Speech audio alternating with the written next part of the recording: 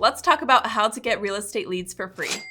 So I want to share a few tips that I am using in my top producing real estate business to generate leads for free. If you didn't know, I am still a selling agent here in the Phoenix Scottsdale area. My husband and I run a small but mighty team, and last year we did just about not quite 30 units last year, which was kind of a slower year for us because we also both took off a lot of time for parental leave as we welcomed our second baby. After almost a decade in the business, we are really comfortable with the clip that we are selling at. We're really happy with our volume, even considering last year being a little bit of a lighter year, because at this point we've developed a business model that brings us a lot of peace. There's not a lot that we have to do to be chasing leads and really focusing on like really hard conversion tactics. Instead, people come to us, they trust us, and they're excited to work with us, and that brings us to a really happy place in business. We're earning a lot of money and revenue for our real estate business, and we get to work with people we love. So the free real estate lead ideas and strategies I'm going to share with you today are what have helped us create that kind of business model, because there are plenty of creators on YouTube who can, and coaches out there in real estate who can give you ways to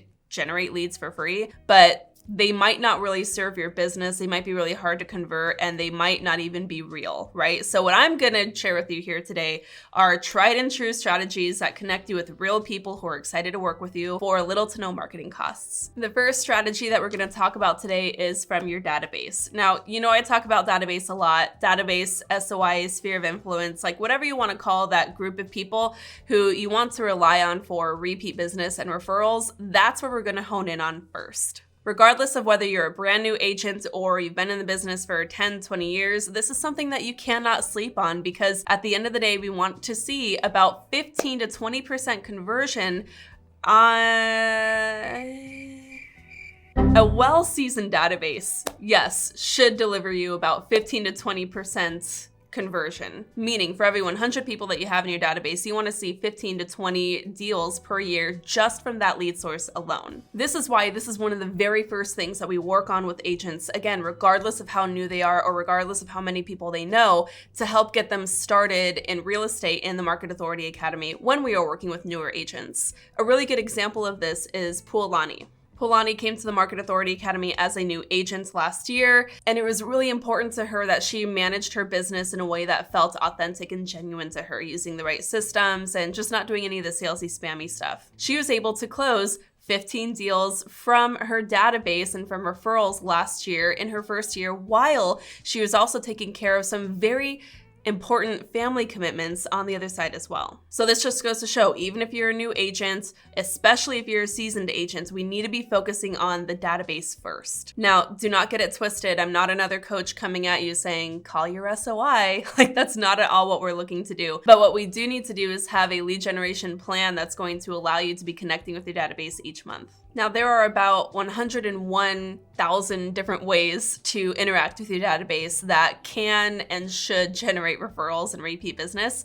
But just as a couple of really concrete ideas, there are a few things that you can do starting now with little to no startup. For your past clients, if they have already purchased a home anytime in the last, let's say 3-4 years, you should be connecting with them on at least minimum an annual basis to check in and see how they are doing, right? And for us, this looks like a homeowner consultation. This is not a new idea in real estate. There's a lot of other schools of thoughts that kind of incorporate this sort of concept. But realistically, a homeowner consultation is an opportunity to connect one-on-one with your past clients, kind of learn a little bit about how they've been doing, right? How's the year going? Do you have any big goals coming up? And then talking about what is likely their most pricey investment, their home. So you want to kind of take an approach of, this is what the market is doing, this is how much equity you likely have in your home in today's home values. You might want to learn a little bit about what repairs they've done on the home and see if you can assist in connecting them with any vetted professionals for those. And you can also help just provide some feedback or insights on ways that they can continue to build in equity into their home by making some smart and strategic upgrades. For example, if your client is coming to you and they're saying, everything's been going great in our home. At this point, we just really want a pool in our backyard, and we think we're gonna go ahead and do it. It's gonna cost us $75K to install a pool, but we should get that back, right? That's your opportunity to say, Actually, probably not. And from here, you can explain the benefits of making a huge upgrade like that, but what the ROI might be on the sell side. Again, this is just a consultative-like approach to helping them understand how to manage this investment, because while we are not like finance people, this is still an investment that we've helped facilitate, so we should be able to provide just some insights just with our knowledge in the industry. These conversations almost always result in a referral or even talks about planning to sell in the near future, and so do not sleep on this opportunity. This is something that you really want to try out. Other ways to generate leads are client events, and even just having conversations or meeting one-on-one with people who are likely to refer you. Again, you don't have to do anything crazy, salesy, spammy, but just remember that real estate was built on real people and real relationships, and the more you are loving on your database,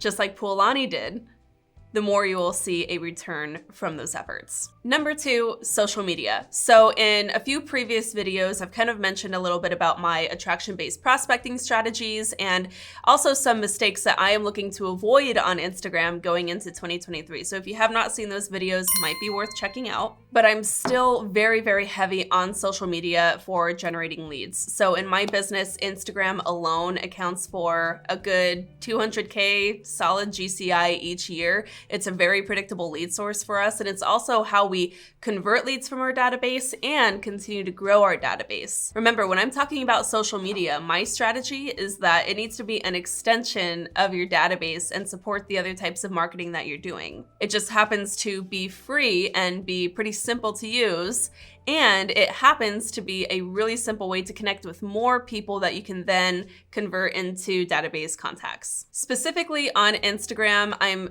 like I said, using that as an extension of my database. So the main things that I'm doing every day are engage, engage, engage. Again, check out that video that I just posted about which mistakes to avoid on Instagram. That's gonna give you some really, really good tips on things that you should be doing. But the way that I'm leveraging Instagram for me in my business is to, just like I mentioned, use that as an extension of my database and allow me to attract more people to add to my database as either current clients, future clients, or just network professionals who can refer me. This looks like engaging with people who I already know. This is a really important one. You really want to make sure that you're using social media as a way just to kind of touch base with people, because it's a more natural way to stay in contact with your SOI or your database instead of just like calling them and asking them for referrals. If you've heard that advice from coaches saying, call your SOI, let them know you're in real estate, see if anyone needs help with their real estate transactions, you know that feels weird and that feels uncomfortable, but it doesn't feel weird to just kind of engage with people who you already know on Instagram.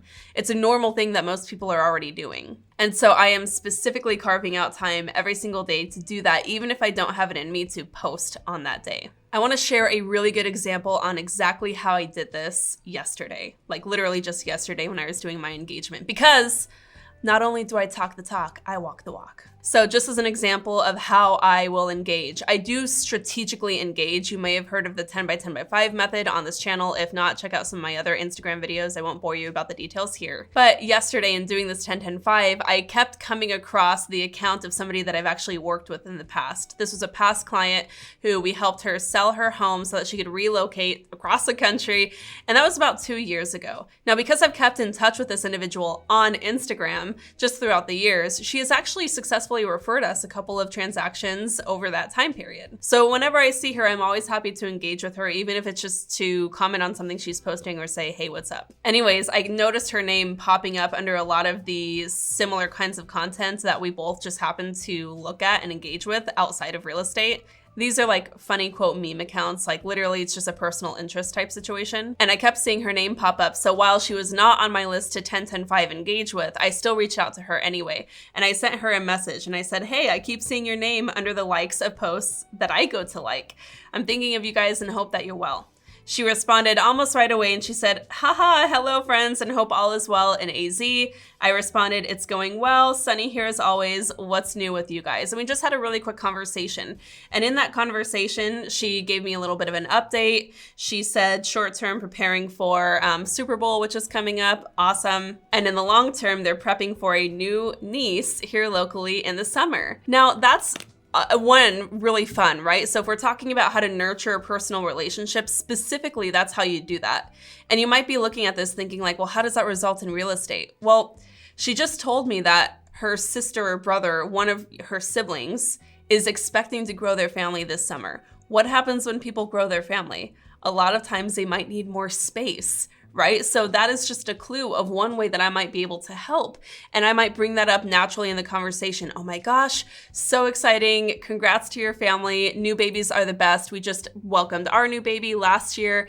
Let us know if they need any help as things change. I know, it's crazy to grow your family. And I might just offer to see if they need any assistance. Now, this person understands what I do because she's referred to me. So maybe just that touch base is enough to refer me when they do need that help, if they need that help to expand their living situation. I was just checking with my video editor, Zeke. I was like, I know this is really, really wordy, but what I feel like is really lacking in these videos when other YouTube people or other coaches tell you what to do, I really hope that the specifics here are going to help you understand how it's really not like some weird manipulative game. It's just being normal on the social media. And I guess that's my point. That's a free way to generate leads. Finally, one really easy way that you can start to generate more business is by developing an agent's referral network. Now, this is something that I began doing over the last couple of years, and it's actually worked really well for me. And I've been really happy to have been developing this side of my business. We're always trying to think of like, where are the leads coming from, right? Well, nobody is interacting with more leads proportionally than other real estate agents. And I happen to live in a part of the country where there's a lot of relocation to and from. And so naturally, over time, we just have developed these relationships where, if there's a specific state where a lot of people in Arizona are leaving to, I have really great agent partners in those areas where I can quickly connect them. I've already worked with them in the past. They're vetted. I know my referral clients are going to have a great experience. Why not reverse engineer that process and intentionally develop relationships with real estate agents who can refer you? So there's a couple of ways that this can work. Number one, I use Instagram to connect with other agents around the country to just see how I can support their business from afar and see if it makes sense to develop a referral relationship. So for example, if I'm speaking to a client who is selling their home and moving across the country, great, where are you moving? I might have a great referral partner there. So from there, I can kind of determine whether or not I have somebody in that area. If I don't, that is a really good tip for me that I need to have somebody there because there is going to be the opportunity for cross-referring. Now, what this allows me to do is help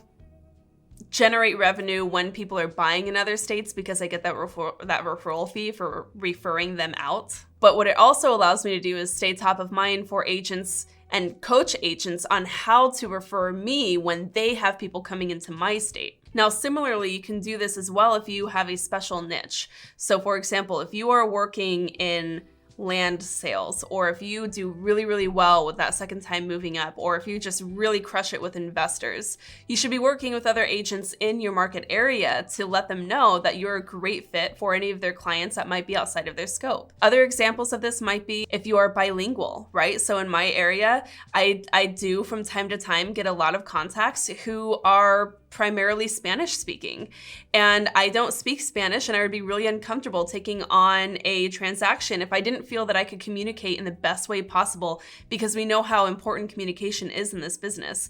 And so I do have my people who I just refer out any of those Spanish speaking leads to because I want to make sure that they are getting taken care of, whether it's by me or whether it's by someone who's better fit. Other ways you might be able to accomplish this is even by looking around your office or in your market and seeing these really well-seasoned agents, who have been around for like decades, who have really well-established businesses, but maybe they're just moving a little slower these days. They're not looking to close as many deals as they possibly can. They're pretty well set. They're working on their referrals, but because they have such an established business presence, they sometimes still get an overflow of clientele that they just can't really service or just don't want to service. So you can reach out to these very well-seasoned agents and just see if there's any kind of a referral partnership that you can take on to help take care of any clients who they are not taking on anymore. So for example, if you hear of a real estate agent in your area who is looking to retire and just kind of moving to referral only, touch base with them and see if there's any opportunity for them to help assist them in taking on any clients who they are not interested in working with directly, but still would like a referral fee to send you that business. Now, of course, you will be paying out a referral fee, but if you are a newer agent or if you're just looking to diversify your lead flow and just add something else that isn't going to become unsustainable in marketing costs and advertising costs, then this is a really good opportunity to kind of look at how you can leverage ways to serve your colleagues in the industry, whether they are local to you or out of state. I think that we as an industry need to kind of take a step back from assuming that we're all direct competitors and find ways that we can collaborate so that we can all grow our businesses together. Okay, so this became a very nuanced niche video for how broad of a topic it really is. So I hope that this really helped give some context into how to put these big ideas into actionable steps. Now, if the actionable steps, if the implementation and execution is what is failing you, then I would invite you to check out the Market Authority Academy, because this is exactly what we work with directly with the real estate agents who join that mentorship program on how to create these scalable, sustainable systems to keep their business growing consistently. These are the skills that you need to be able to hone in on in order to make sure that you're getting paid every single month, and I would love to help you do that if you're struggling there. So all the details are in the show notes below. Thanks so much for tuning in. Till next time, keep on crushing it.